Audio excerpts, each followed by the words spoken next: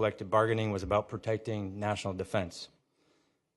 But in my district, and probably just about every district, affected workers build our defense, goods, our necessities, the things that our troops need. In Maine, that's often shipbuilding, warships. But they also do things like care for our veterans. I'm here to tell you that these workers make America safer and stronger every single day. Third, America didn't vote to silence workers. Poll after poll shows Americans of all political stripes support unions. That's why the Protect America's Workforce Act quickly gathered strong bipartisan support. Some of the good news here, we know if this bill comes to the House floor, we can win. We have 222 co-sponsors, including 7 Republicans. More than enough to pass the bill, but so far, no willingness to bring it to the floor from Republican leadership. I know that everyone who co-sponsored this legislation, no matter what their party is, did so because they believe that workers' rights are worth protecting. They know that when workers collectively bargain, the result is a fairer workplace with dignity and respect. And they know this order undermines core American values and leaves workers open to unfair treatment and political interference. So we're here today with my colleagues and with union leaders representing hundreds of thousands of workers to deliver a simple message. Let's just have a vote. That's why we're calling on all members of Congress to sign a discharge petition to bring this bill to the floor. The American people are watching. If every member who signed on to this bill would join us, we could overturn this union-busting action and show America that this body will protect workers' rights no matter what. So with that, I'm going to introduce our next speaker, my friend and colleague, someone you heard speak very briefly the other day for about 10 hours or something like that. But in that, a key part of it was when he spoke about his own family's personal connections to unions and the importance of collective bargaining. So House Democratic Leader Hakeem Jeffries, thanks for joining us. Thank you. Well, good morning, everyone. I'm so thankful for the incredible leadership of Congressman Jared Golden, who fights hard for the people that he represents in the great state of Maine, fights hard on behalf of everyday Americans, the men and women of organized labor, and the union movement all across the country. Organized labor is facing an unprecedented assault right now as a result of the extreme actions of Donald Trump and his administration, targeting unions, targeting federal government employees, targeting organized labor in an extraordinary way.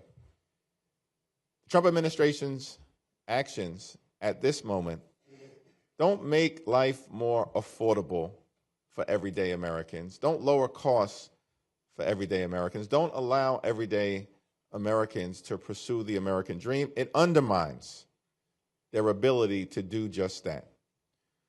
We believe in this country that when you work hard and play by the rules, you should be able to afford to live the good life, a good paying job, good housing, good health care, a good education for your children, and a good retirement. That's the American dream. And no one has done more to deliver that American dream to the American people than organized labor. No one has done more to deliver that American dream than organized labor. And that's why it's so incredibly important to ensure that this piece of legislation is able to get an up or down vote on the floor of the United States House of Representatives. Because if it does, as a result of the leadership of Congressman Jared Golden and my other colleagues and the partnership with these extraordinary union leaders who are here with us today and beyond, it will pass the House. And that is a good thing for the American people. Speaker of the House has often said that the House should be able to work its will. We agree. And the House working its will means that this legislation that protects the right to organize, the freedom to organize, and collective bargaining should be fully aired in a debate on the floor of the House of Representatives. Given the unwillingness of Republican leadership to allow the House to work its will, there is another way. And so we're encouraging everyone who has supported this legislation or who has expressed support for everyday Americans, working class Americans, and the organized labor movement to sign this discharge petition so we can protect the freedom to organize, protect the path toward the American dream that has always been made far more viable by organized labor, and protect the ability of all Americans who are working hard and who are playing by the rules to live the good life and experience the American dream. It's now my great honor to yield to a tremendous champion for hard-working American taxpayers, the men and women of organized labor and beyond, because the union movement benefits everyone, everyone, and the American people know it, which is why unions rate so highly in popularity across the ideological spectrum right now. And a woman who has done great work to lead this effort to bolster organized labor across the country is the president of the AFL-CIO, Liz Shuler. Well, good morning. Thank you so much, Leader Jeffries. And again, I'm Liz Shuler, president of the AFL-CIO. I am so proud to bring the voices of nearly 15 million working people in 63 unions into this room, especially our amazing brothers and sisters in the federal workforce. And every working person, as the leader said, in this country, because these attacks that are being waged against federal workers affect all of us. And I know we're going to hear from 3 of our federal union leaders who are on the stage, who have been on the front lines of this fight and have been standing up for their members and all workers every day since this executive order dropped on March 27th. And you'll see Everett Kelly, president of the American Federation of Government Employees, standing behind me. Matt Biggs, the president of the International Federation of Technical and Professional Engineers, and Randy Irwin, the president of the National Federation of Federal Employees, and you'll hear from them shortly. But I just cannot thank them enough, really, for their resilience, their leadership during challenging times, and of course, we're seeing every union across our federation that's been standing up and fighting back alongside them every step of the way.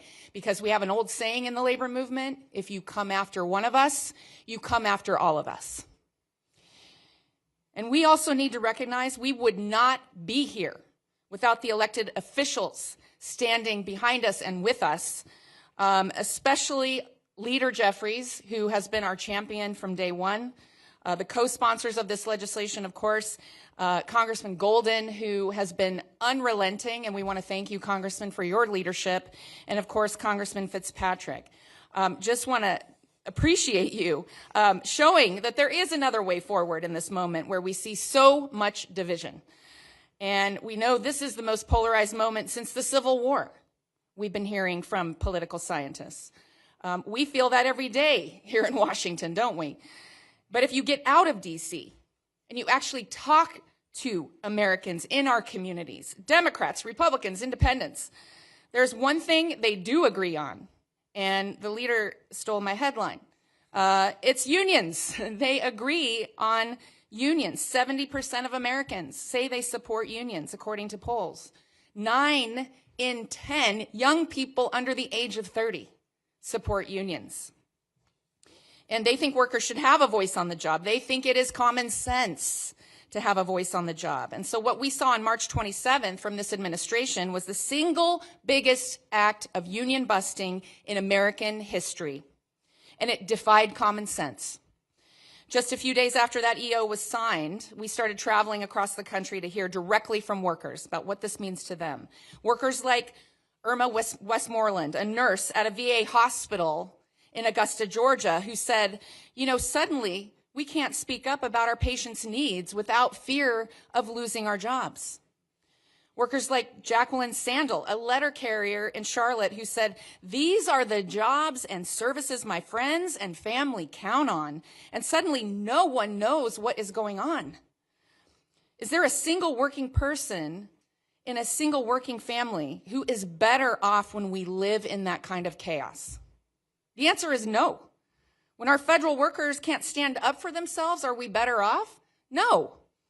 When this administration puts at risk our clean water, the safety of our food, our veterans, our heroes that can't get the care they need because the federal workforce is hollowed out, we are not better off.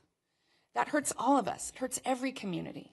And so we have the chance right now to do something incredibly powerful, to actually come together and say, let's protect those who protect us.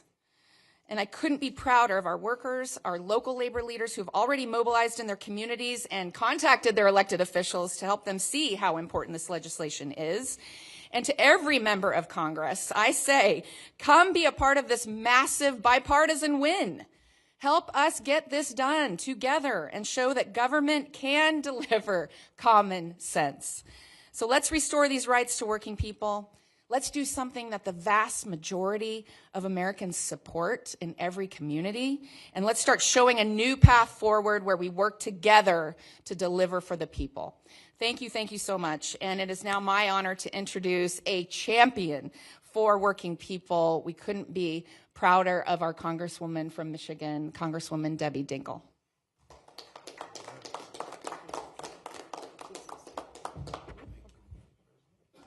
So good morning, everybody. And I first want to thank Jared and Brian Fitzpatrick for their leadership on taking a bill of such urgency.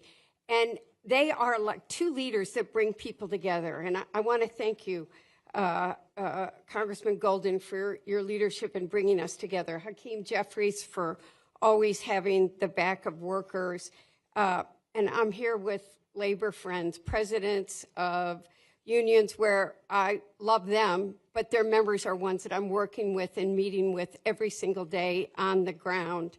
And we're just here to tell a story that people really need to understand. I am one of the co-chairs of the Congressional Labor Caucus, and I know just how critical labor rights are, not only for workers in unions, but for all American workers. Even you in the media, well, some of you in the media are unions, and you know how important they are. But people take for granted the 40-hour work week, their vacations, their sick days. They used to have pensions they could rely on. Every single worker in America has benefits because unions negotiated them, and people should never forget they're better off for what the unions have done. Congress granted collective bargaining rights for federal employees decades ago, and they have been upheld for years by the administrations of both parties, Republicans and Democrats. And now thousands of workers have had those rights taken away. I want to be very clear. This action is clear retaliation and union busting, plain and simple, and it's a threat to organized labor and workers everywhere. Federal employees are absolutely essential to keeping our country running. Liz gave a couple of examples. And, you know, when people just, you know how people love to go off? I want to tell you, people do not think about how their lives are better every single day because of a federal worker.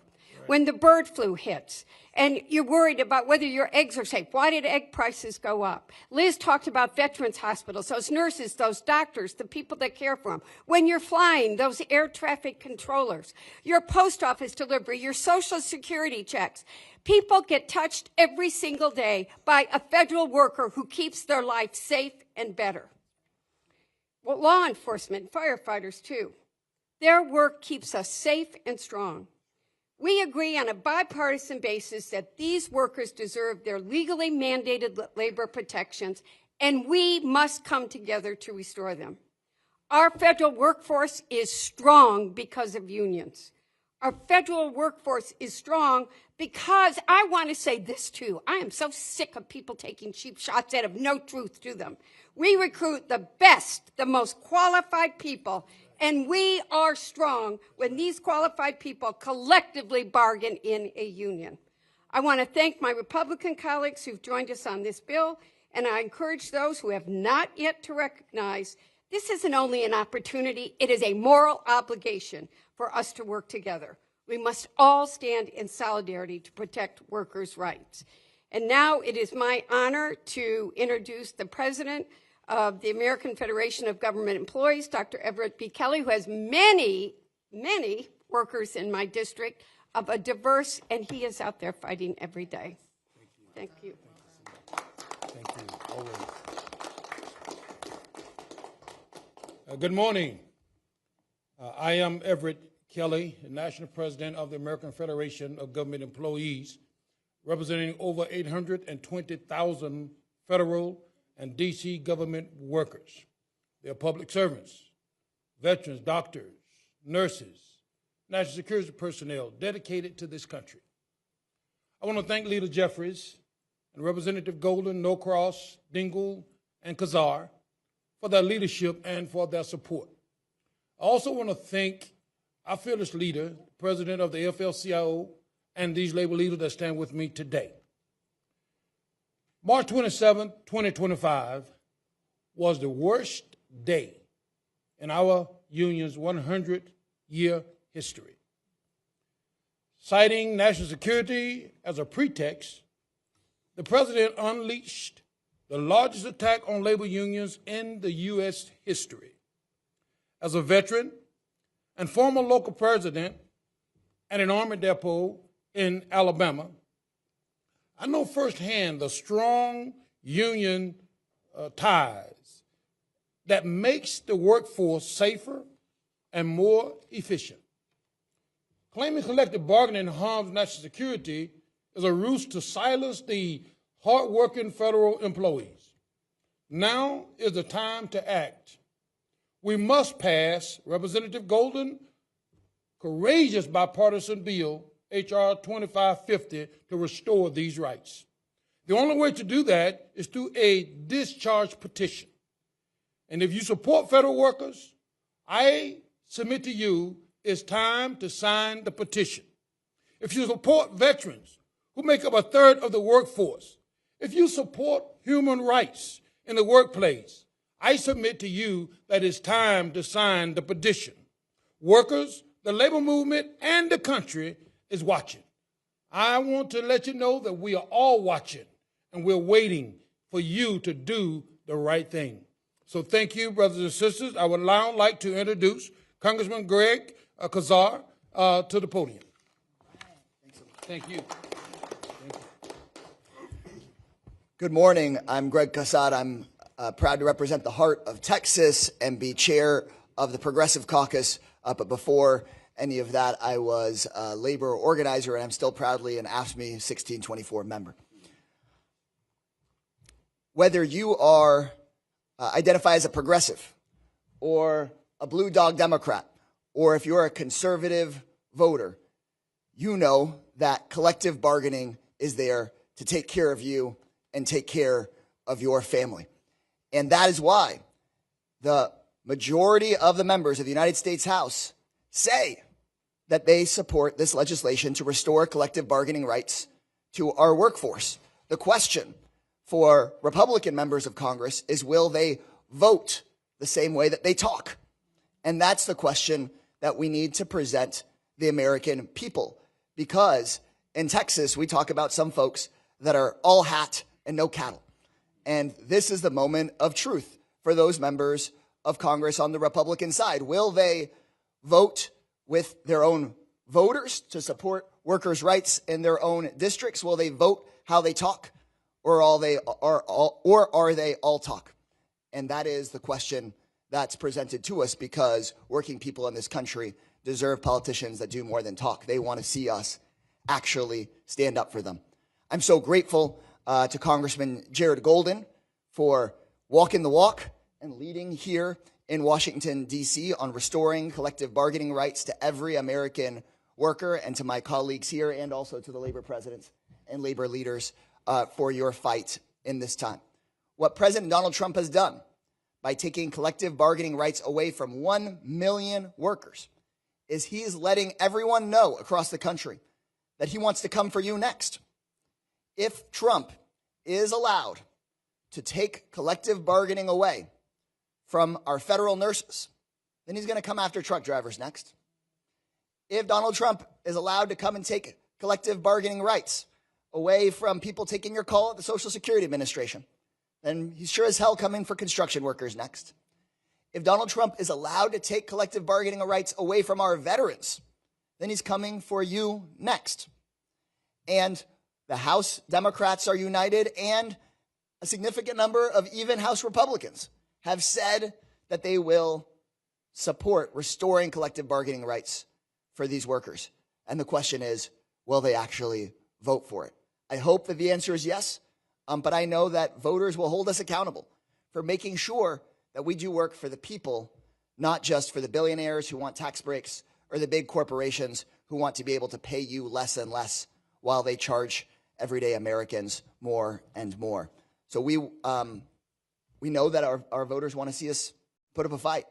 And Representative Golden, working alongside Congressman Fitzpatrick and the whole House Democratic Caucus, are ready to put up that fight for working Americans. And I think that everybody here in the press should be watching this closely, because we hear big talk from some Republicans saying they want to be the party of workers or party of the working class. They put their name on bills like this. We're just calling for an actual vote, because this is the biggest erosion of collective bargaining rights in our lifetimes, and we have a chance to turn it around. Like I said, I'm so grateful to our federal workers every day, and even more grateful to their union leadership who fight every day on their behalf. So next, I'm proud to call up Randy Irwin, who is the national president of the National Federation of Federal Employees. Great to be here today. I want to thank Representative Golden. Thank you so much for introducing this critical piece of legislation, critical bipartisan legislation. Again, I'm Randy Irwin. I am the national president of the National Federation of Federal Employees. We represent 110,000 federal workers nationwide.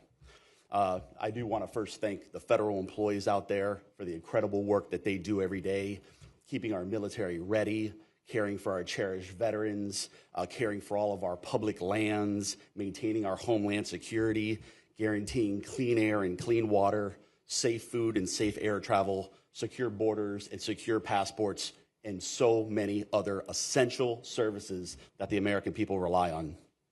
So NEFI is extremely proud to support the bipartisan Protect America's Workforce Act, a critical piece of legislation that would restore collective bargaining rights to approximately 1 million civilian federal workers. The executive order signed on March 27th that aimed to eliminate collective bargaining at 18 federal agencies was the biggest assault on collective bargaining rights that we have ever seen in this country. Ever. Not just our lifetimes, the whole ever. It's union busting. It's union busting, plain and simple, on a level that we have never seen in this country. But let me tell you something. Collective bargaining in the federal sector is not a threat to national security. That idea is preposterous. It never has been. It never will be. We have more than 60 years of bargaining in the federal sector that prove that. And that is why the statutory right of federal employees to bargain must unequivocally be restored, and done so immediately. And that is what this legislation is all about. And I am so proud that members of Congress, working in true bipartisan fashion, took immediate action after this executive order was signed to draft legislation to keep this egregious executive order from going into effect. Bipartisan support has been built for this legislation, and we are now up to 222 co-sponsors, a solid bipartisan majority of the House of Representatives. How often can you say that about legislation in this day and age? Okay, virtually never. So the support for this legislation has been incredible. I want to say thank you to each and every member of Congress that co-sponsored this legislation. But now is the time to get this critical legislation moving forward. The American people support unions overwhelmingly. They do not want to see unions gutted, as this executive order attempts to do. And we cannot afford to wait. The stakes are truly too high. Our civil service has been stressed to an unprecedented degree. I hear from these folks every single day. And the critical services that they provide and that the American people rely on are at risk. And they will continue to be at risk as long as the assault on collective bargaining rights goes unchecked. And until Congress takes action, those rights, that assault on their rights has gone unchecked. So I call on every House member to sign this discharge petition today and reinforce the essential rights of working Americans that are protected by the Constitution. This isn't a partisan issue. If you support essential freedoms, sign this discharge petition today. And so now it is my great honor to introduce a great friend of labor and federal employees, Congressman Donald Norcross. Thank you for the introduction. Proud member of IBW 351 for my entire working career, and it's great to be here. Leaders Jeffries, and certainly want to take a moment to thank Jared Golden, not only for the legislation or the discharge position we're talking about now, but just 2 nights ago he voted to give back Department of Defense employees their vote when we passed it out of the NDAA to restore it. And that was very big, and we appreciate you leading that also. To Liz Schuler, who was my president back when I was the local president of the AFL-CIO, and to the international president. I'm an electrician by trade. I happen to do this because of one reason: workers in my district. I represented them as a business agent with the IBW, but then I represented them as a member of Congress, and I'm proud to do so. And one thing we knew is collective bargaining. The right to collective bargaining is essential in our world. We heard the biggest attack in the history of our country on organized labor by this administration, the biggest one that has ever happened, and then put it under the guise of national security. But it's okay that the workers who build the F-35, who build the destroyers in your district, are all represented by unions. That's the difference. That's the big lie that we continue to hear. That's why the NDAA amendment that we had to restore the right of workers for the Department of Defense passed in a bipartisan manner. And I want to thank all those members, both Democrats and Republicans, who voted for it. And it's a great setup for what we're talking about today, the discharge petition. We get to get 3 shots. You get to sign the petition, you get to sponsor legislation, and then you get to actually do what they're doing, and that's to vote for it. Unions are formed not by edict, by an executive order. They are voted by the members. Democracy. 60 years ago, those members took a vote, and here we are, that sacred vote. And to quote a famous President Trump, "Stop the steal." He's trying to take their vote away. And that's why we're asking for folks to get down to the floor, sign the petition. And that is incredibly important. President Trump, stop the steal. And to wrap things up, is a dear friend I've known for so many years, the president of the IFPTE. Please welcome Matt Biggs. All right. Bring us home, Matt. Congressman Norcross, thank you. We represent a lot, over 10,000 members in New Jersey. You're a great champion for our members and for workers, working Americans. Congresswoman Dingell, thanks for your leadership on the Labor Caucus. Huge union supporter, thank you. Congressman Kassar, thank you for your support as well. And Congressman Golden, I just want to thank you for leading the effort on this bill. IFPTE, we represent some 2,000 members at the Portsmouth Naval Shipyard, where Congressman Golden is his state of Maine. And those workers, when that executive order was signed, lost their collective bargaining rights like that. They didn't do anything to deserve it. I mean, they protect our national security. The worst thing is the administration pointed to national security as a reason to take away their collective bargaining rights. They claim it endangers national security. That's outrageous, and it's just plain wrong.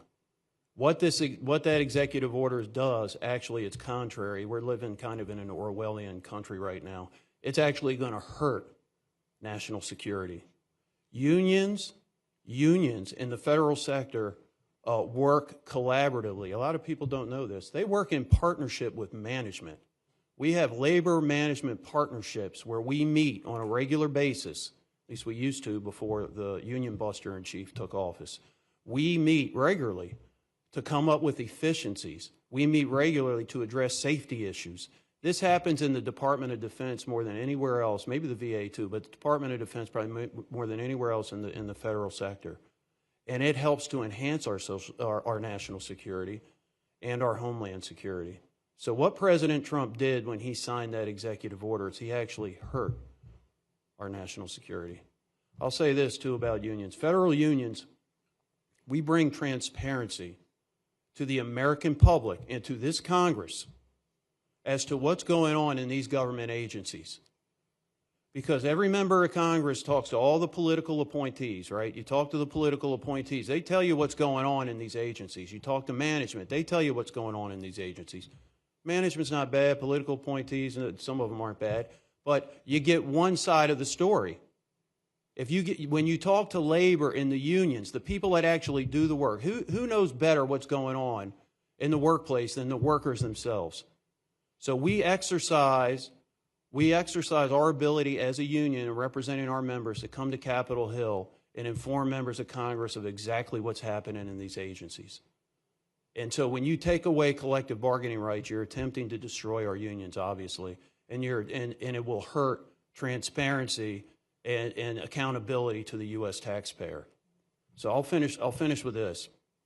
Before I finish, I do want to thank Congressman Fitzpatrick, too, who's the Republican co-lead on this bill. I'd be remiss if I didn't mention Congressman Fitzpatrick and everybody that's sponsoring the bill, Republicans and Democrats alike. I'll leave you with this. IFPT, we've been around since 1918. Our union was founded. We represent 90,000 workers all across North America. 1/3 of our unions are federal employees. Most of those are in the DOD. We were founded down in Norfolk, the shipyard, in 1918. We didn't have a labor law then to give us collective bargaining rights. And if President Trump, the union buster in chief, thinks he's going to take away our unions, he's wrong. Our union is still going to exist. You can try and take away our collective bargaining rights. I think we're going to get them restored. We're going to get them restored. But we're not going anywhere. Our unions are going to thrive, and we're going to continue to stand strong. Thank you. Now, with that, I'll hand it back to Congressman Golden. Thanks.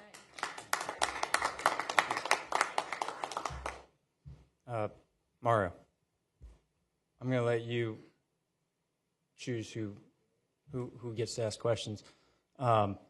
We're just going to take a couple of questions here.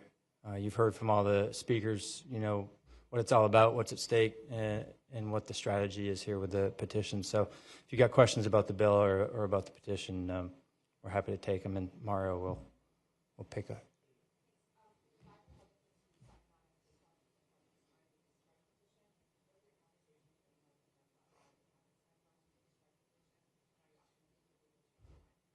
Yeah, I think you'll notice that this is a positive conversation here. They're co-sponsors of the bill, and we want them to sign, and we've been talking to them about that. I'm not going to speak for them about why they haven't signed yet or not, other than that they've been a little busy, chiefly with reconciliation. That's been with like so many things. As many Democrats have been trying to work across the aisle for months now. A lot of our colleagues have said, well, we got to get this done. We're focused here. I get that, but that's cleared through the House, and now's a good time to focus on other important, bipartisan work and things that we got to get done. So I'll quickly note, Brian Fitzpatrick has already signed. Don Bacon has already signed. We got other good people who have co-sponsored the bill, like Mike Lawler, Nick LaLota. I'm hoping and I feel pretty hopeful that they'll get there. So.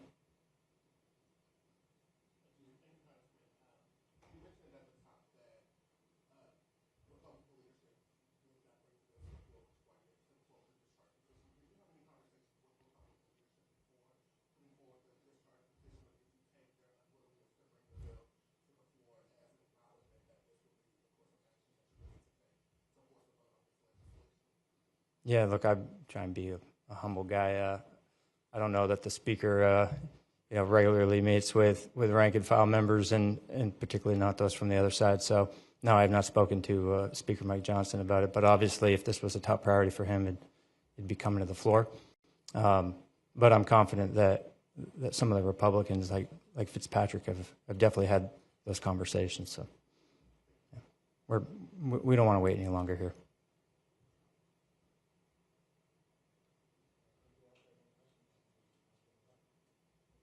All right. Thank you very much.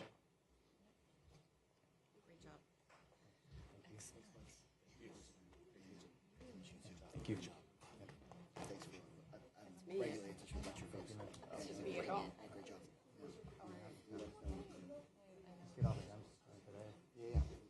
We'll be on it.